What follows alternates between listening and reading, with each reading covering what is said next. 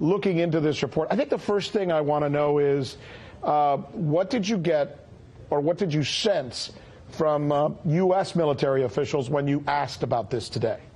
Right. Well, the response from them was really interesting because the Pentagon responded. A spokesperson simply said, we're aware of the report and we have nothing to add to it. So they didn't confirm it and they didn't deny it, which is really interesting because Iran here is making a lot of really bold claims. I mean, they're claiming that they have the ability to not only hack into U.S. drones, but also to hack into more than one drone at the time and also to control them. I mean, in that video we saw there's a drone and they're controlling it and making it land, and the United States is aware of that, you know, from those videos and from the way that they responded to it. So it's really interesting to see this response from the Pentagon. Well, you know, I'm glad you made that distinction because there's a difference between just, oh my God, look, the United States drones over Syria and Iraq are taking some interesting pictures.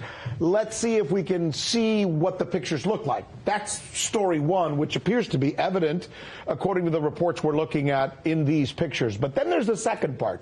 And this is what you just said, right? The possibility that they didn't just look at the pictures, but that they actually commandeered the drone itself and thusly brought it to the ground, right? Right, exactly. And the fact that they're looking at more than one drone at the same time, I mean, that gives them the ability to see what the United States is seeing from a lot of different points of view over Iraq and Syria, and that their drones don't even have to be involved if that's what's happening. A couple of questions. Let me bring in Michael Maloof here, former Pentagon official. So many things to ask you about here.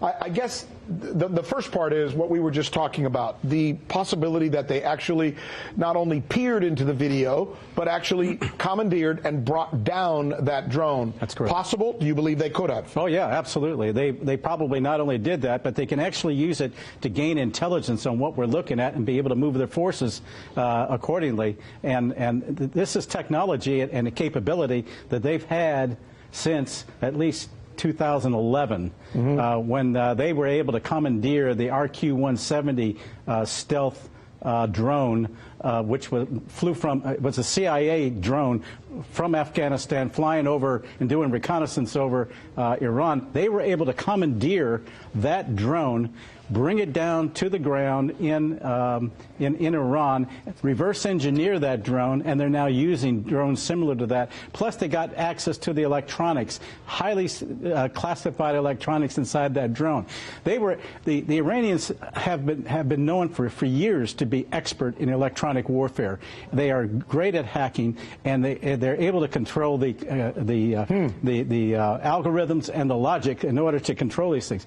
I've had an Iranian tell me that if they can do this on a more sophisticated level, they can do this with radars, our ships, anywhere, any U.S. or NATO capable aircraft. Is it protocol, by the way? I know a lot of people are watching us right now and they're wondering, why did we blow up our own drone? Is that proper protocol in a situation like this? If we could not gain access to it and it had highly sensitive technologies on it, sure. Second question I really want to ask you, as a former Pentagon official, what's the thinking tonight as folks in the Pentagon are monitoring RT tonight and watching this report?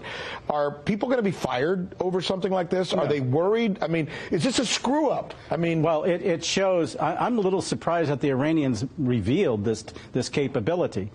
We were aware of it, but the fact that they've actually gone public, it then allows us now to figure it out.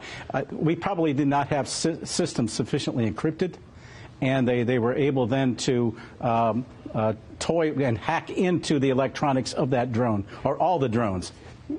And in fact, the RQ-170, they were able to gain control of that by hacking the satellite that controlled it. If they can do this, and if they